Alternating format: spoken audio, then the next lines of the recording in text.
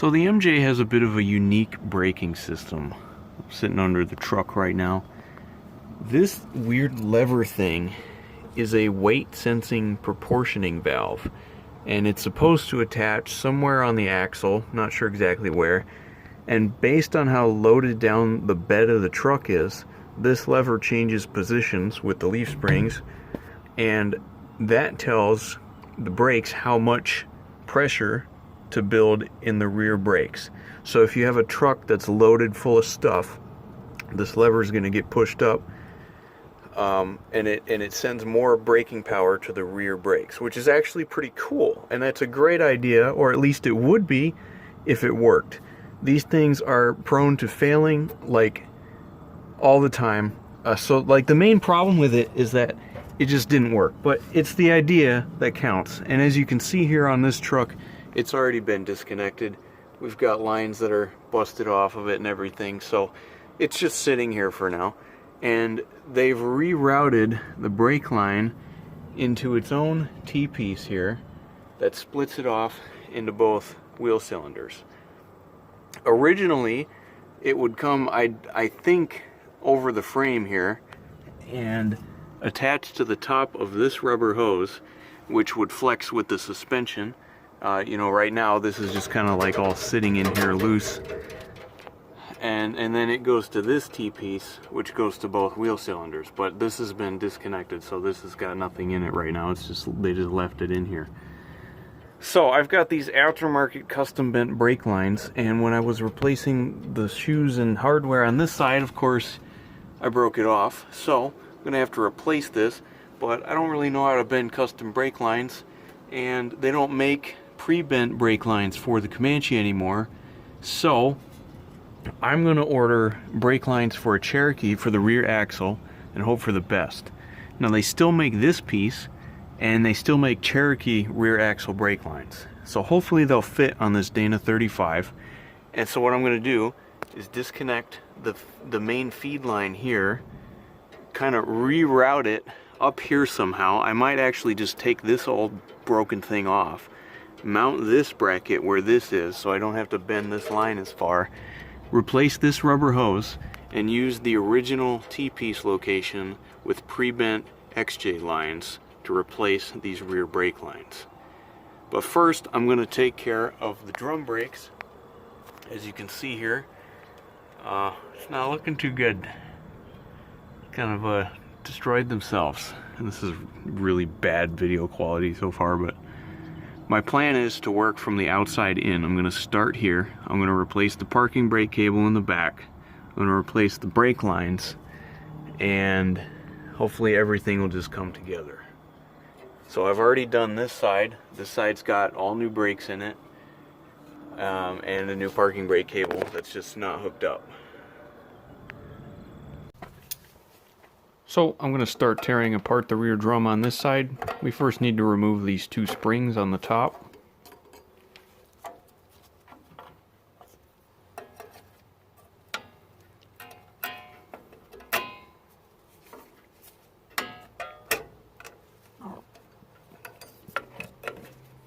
And then the self-adjusting cable can come out. It's a bit seized, so I'm hitting it here with pliers and a hammer.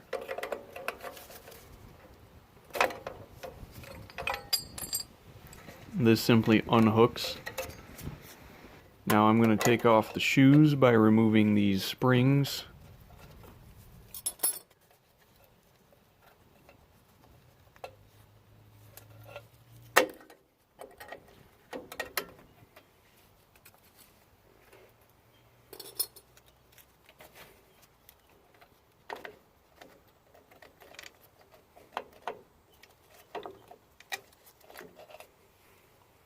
And now they should just fall off for the most part. I'm going to have to take off the parking brake lever.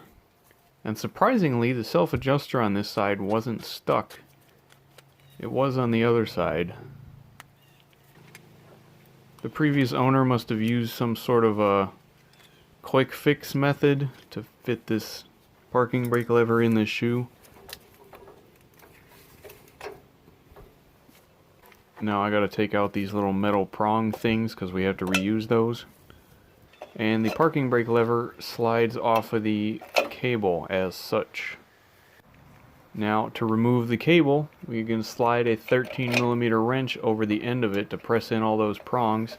But if that doesn't work because it's so covered in rust and old, you can just break the thing apart with a tiny little flathead screwdriver, as you can see I'm doing here.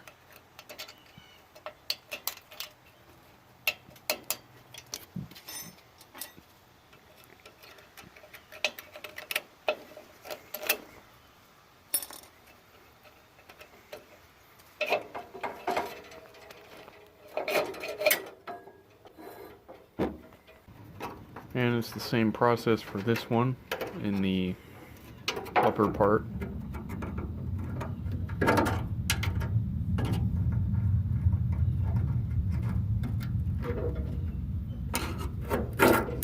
Now I'm going to slide the new cable in place. This just snaps in. Pull it through its guiding hook thing here. And then same deal on the backing plate. It just slides through and snaps into place.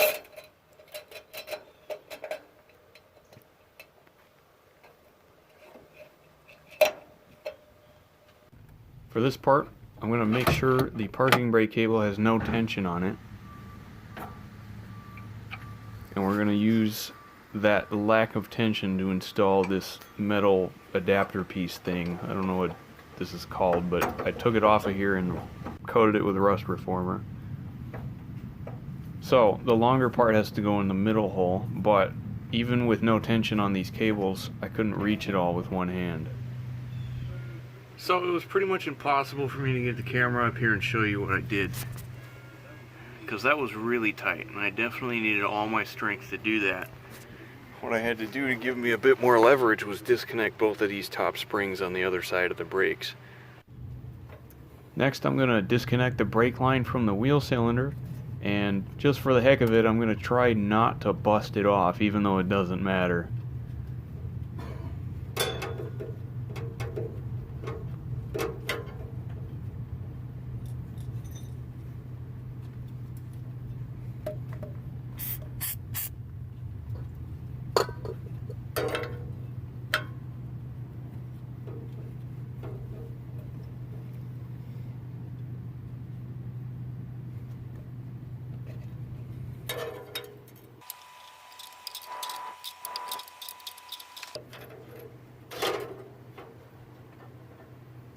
Next I'll remove the wheel cylinder. I believe these are 1/2-inch bolts.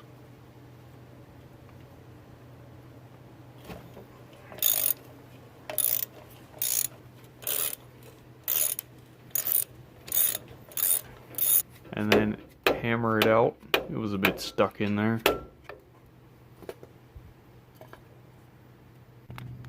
Next I'm going to remove that height sensing proportioning valve. The first bolt actually just broke off in the frame, but I'm not really too concerned about that because I don't plan on putting this thing back in.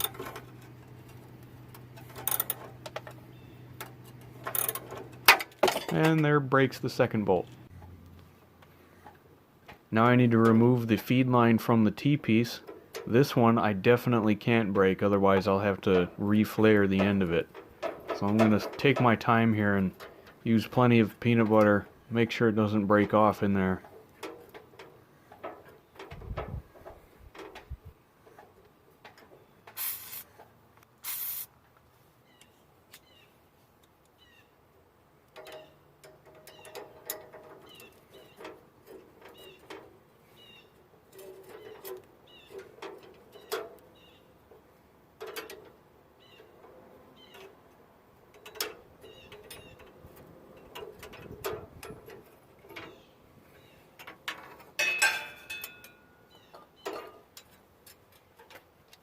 Next, I'm going to remove the unused rubber brake line.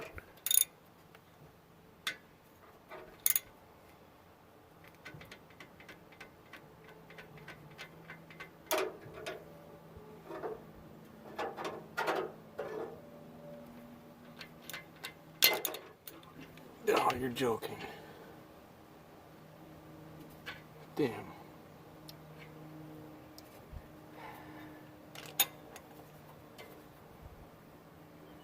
Yep.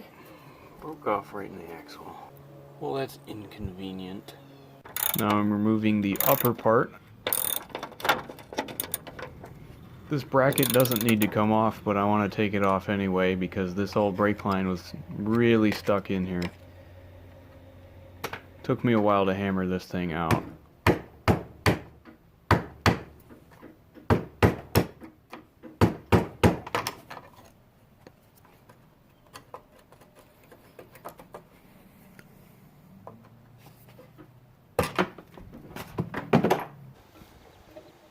Here I'm installing the new wheel cylinder. Get those bolts on the back side of it.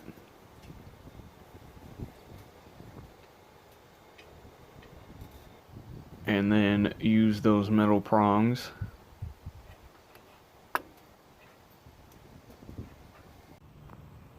Now that I've got the wheel cylinders in, I have loosely attached the brake lines on both sides and run it through this little bracket holder here, which I coated with rust reformer. And this could work. I could use the T-piece that was here and plug in this hard brake line right there. I mean, there's enough room. It is moved over a little bit, but this has got plenty of slack in it to be bent. And that would technically work. But I don't want this metal line moving up and down with suspension travel. I want there to be some sort of a rubber line in there like they're supposed to be. So I think I'm going to bend this up here back to its original location and run that rubber line and its T-piece right here. Even though I can't bolt it down right there, I think a bit of movement here would be fine. And if it's not, I'll just zip tie it across the axle like that.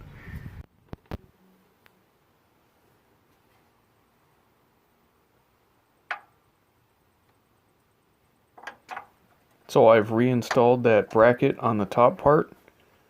The rubber brake line simply pushes up straight through it. You have to angle it a certain way and then slide on one of these clips to hold it there. And now I'll plug in the feed line.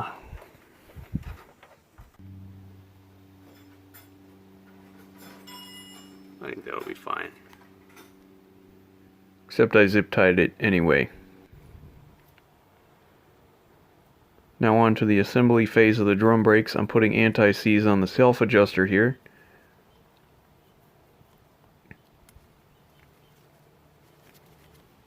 And after sanding off the backing plate, I'm putting some anti-seize on the contact points as well.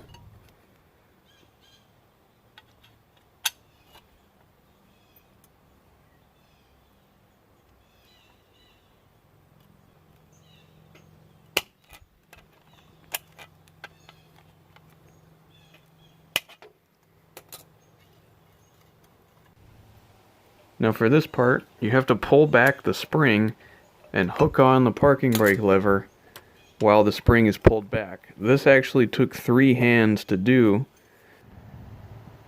And yeah, I couldn't get that on camera because it was difficult. So drum brakes usually aren't that much of a pain to put on. But considering I had new parking brake cables, it was holding the tension on all of these springs and made it impossible to get anything lined up in here. So I had to disconnect the parking brake cable, which was a pain, and then I came in here and put all this stuff together. Then I had to reconnect the parking brake cable, which was a pain. But now finally everything's together and we're ready to put the drum on. I'm hoping this will just go on.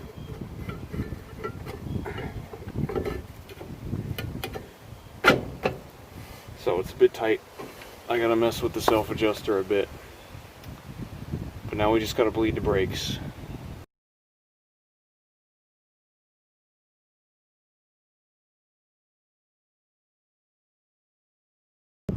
So during the entire time I've been working on the brakes, the truck has actually been undrivable.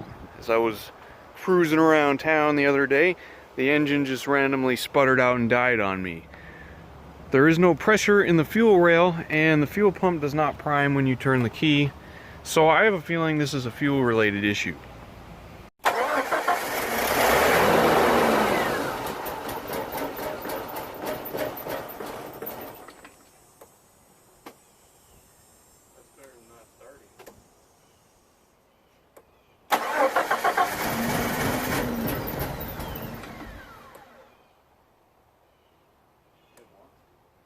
So I took to the internets, and everybody said I was wrong, of course, and recommend replacing the crankshaft position sensor, which is a fairly common problem on these old Renix Jeeps. This sensor is responsible for timing the injectors and spark plugs, but since the engine runs with starting fluid, I know this isn't the problem. So my current theory is that there's rust inside the gas tank, and that rust clogged up the fuel filter, or I mean the fuel pump. And a good way to check the quality of the gas inside the tank without removing it is to check the quality of the gas inside the filter, so I'm replacing that here.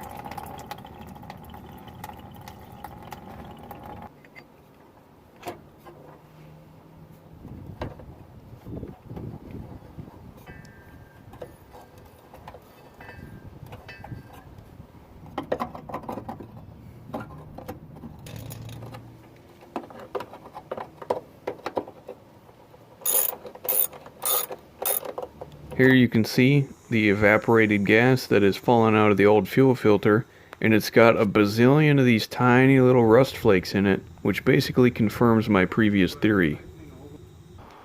So after siphoning a whole bunch of gas out, next step to removing the tank is taking off this obnoxious skid plate here. There's 2 bolts here. I've already broke one of them off. There's 2 bolts here. Miraculously got those 2 out. We got 2 bolts here and here, and 2 more right here. So I'm going to remove the drive shaft to get me a bit more room in here, because this pinion seal is leaking, so I'm going to replace that. And also, this tack weld is not really holding that U-joint in place very well. And may as well change the transfer case fluid while I'm at it. To remove the drive shaft, take out these 4 8mm bolts.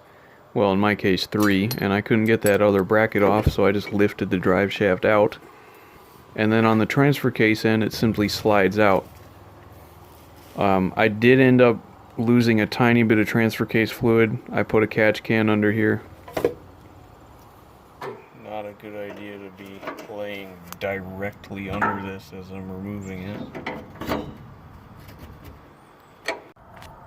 Alright, so after some debates with these, I figured out that they're actually just studs that are screwed in to threaded holes in the frame. So I busted this one off, and this one, since the nut is stuck to the stud, it's unscrewing the whole thing. So when I unscrew this whole thing's going to fall in my face. Now that the skid plate is out of the way, I'm going to remove these fuel lines. I've already unplugged the wires. I just want to make note that the top one goes to the filter, so I'm going to have to remember that when I put this back together.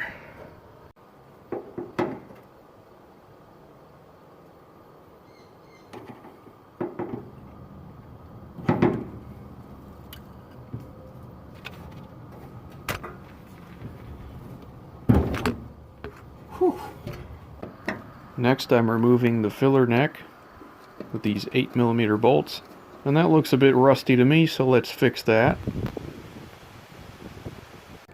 So this is future Waymond speaking. I'm going to demonstrate how to get these fuel tank straps out. So pretend there's a gas tank here. These J-bolts are hooked into these slots in the frame.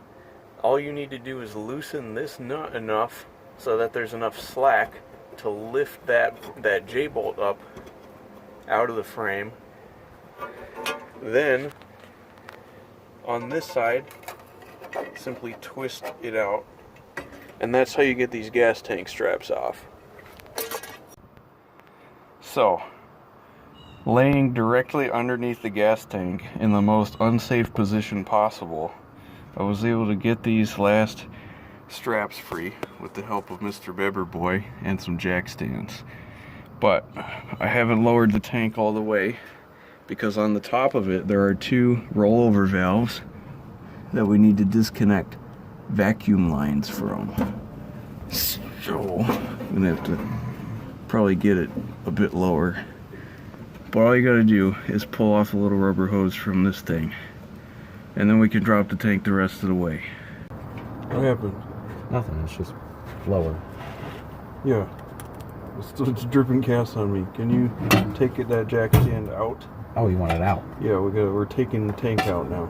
Oh, you got it off? Yeah. Oh, okay. I must have missed that part. Alright, it's got to go towards you. Okay. What are you doing? I'm holding this gasoline. You want me to pull it? Yeah. Wait, is it still hooked on something? Oh no, it's the filler hoses. We're good. Yeah, I see that. Those are just sitting up in there. Yeah. Yeah.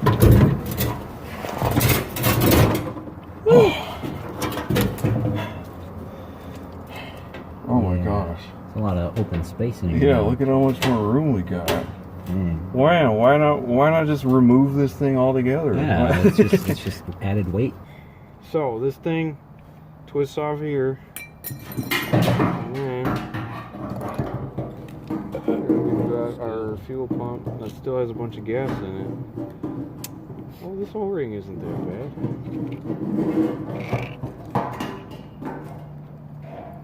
Wow. Oh,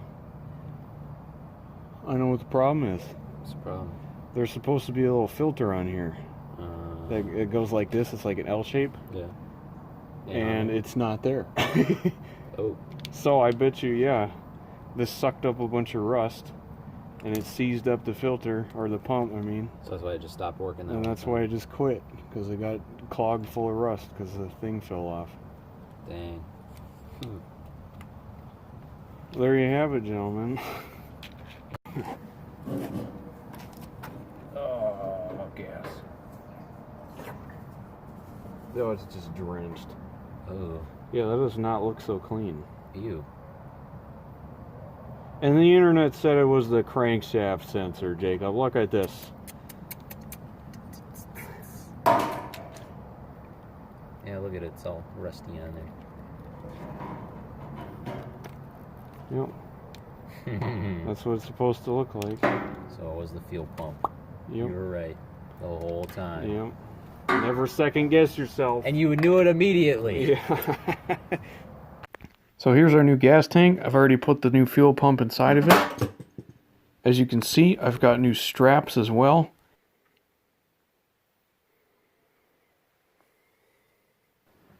And this is our new J-bolt. I bought this off of Summit Racing and used some nuts and washers I had laying around. This vent valve also came off of Summit Racing. It and its rubber grommet are universal pieces. And these filler hoses, I believe, are out of a Cherokee and will need to be modified slightly, but they will fit.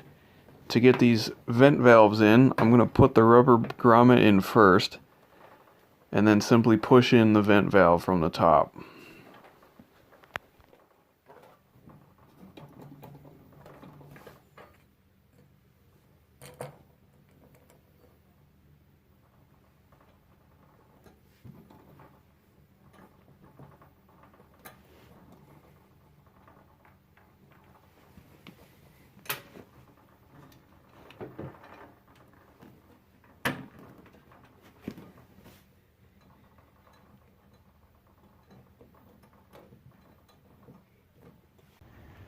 So here's our old hoses,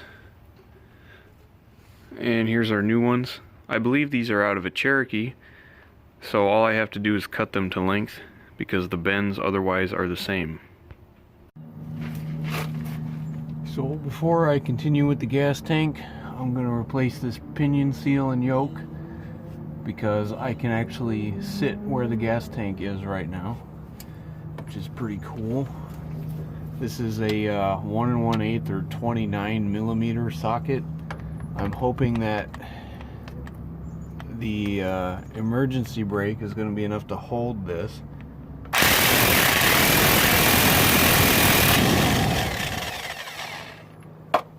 Well, that basically confirms the emergency brake is working. And just like that, there's our old yoke. And now I gotta get that seal out of there somehow.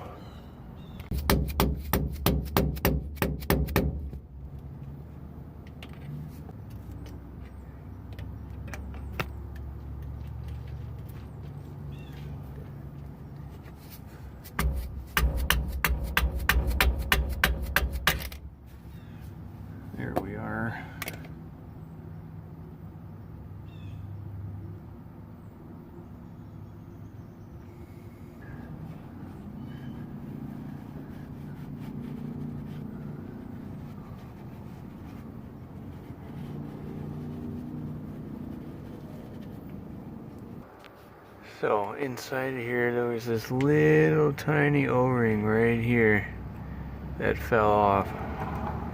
So I just slid that back into place, and well, that pinion bearing looks like complete garbage. Should not move at all, I'm guessing. It is a Dana 35, so it's probably gonna explode on the highway in a couple miles. So this just gets tactically hammered into place.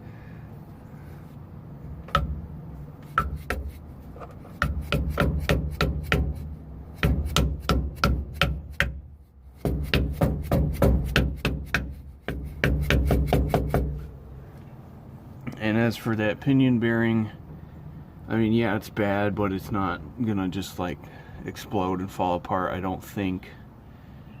If it ever does, I have front wheel drive, so I don't think I'm gonna bother rebuilding this axle. Everybody says the Dana 35 is a complete piece of junk, and well, now I see why. So now I've got this fancy new pinion yoke that has a dust shield on it, interestingly. So that looks nice.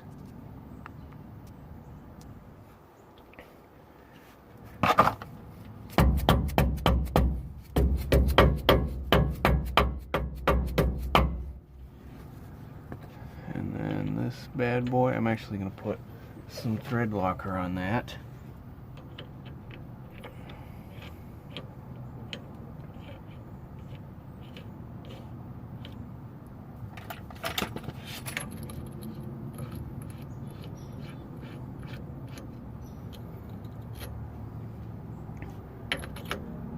Now I've seen torque specs for this bolt to be anywhere from like 180 to like 500 foot-pounds.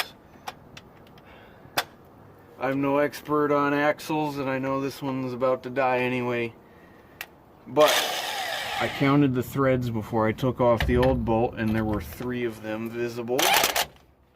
So once again, hoping the emergency brake can hold this. So yeah, that's still got to go on quite a ways more, huh?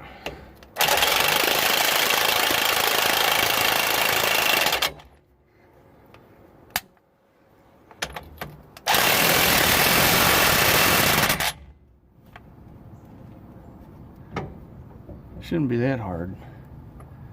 So I'm going to go ahead and assume that because this is a new yoke, it's a different thickness than the other one. That's kind of a hard thing to measure when the inside of it is what you're after.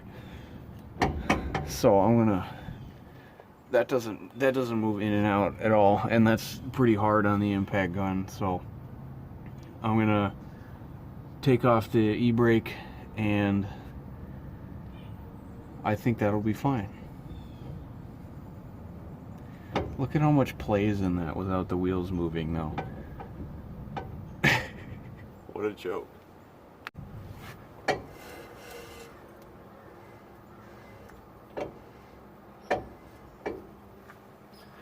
So, I mean, that feels good to me, and I know this impact gun is capable of about 200 foot-pounds, and that's about where it was stopping, so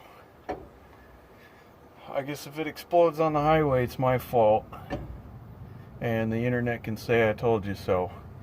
I'm going to put some more differential fluid in this, and then we'll get back to the gas tank. I hate Wisconsin so much, because working under a vehicle when it's raining gets everything wet. But anyway, I've got the new tank in here. I've got it hooked in loosely with the one strap, and I've got it held up by a jack stand on this other side. I connected the vent valves just by feel because I couldn't really see up in there. I gotta hook this into place. Alright, there we go. Now that side is loosely held in. So I'm going to put on the third strap and then tighten everything down, but before I do, I'm going to attach these fuel lines. So if we remember from earlier, the top one goes to the fuel filter, Yes. Oh, I probably gotta take off that hose clamp. I'm gonna put this on the other one and tighten down these straps. Of course, I accidentally orientated this filler hose upside down, meaning I need to undo the hose clamp back in there that the camera just absolutely refused to focus on for a couple seconds. In order to do that, I'm using a really long extension with an 8mm. With that loose, I should be able to twist that.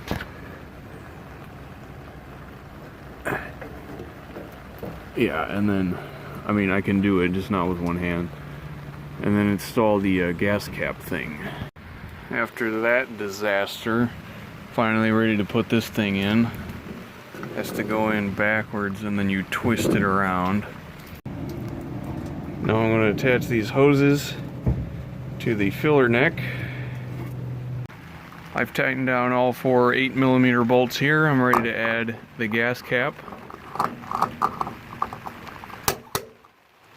Not that there's any gas in it yet. Of course, don't forget to plug in the fuel pump. If you want to be real professional, zip tie those wires. I've reinstalled the drive shaft. Now I'm going to quickly change the transfer case fluid.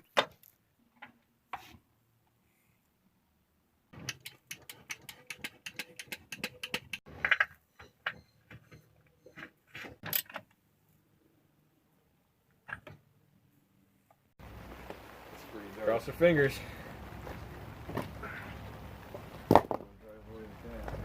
Yep.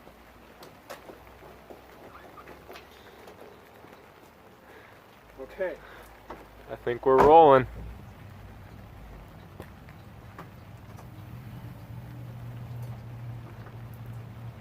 I'm going to prime it a couple times. Yep. It's definitely doing shit. Oh yeah, I hear it. Alright.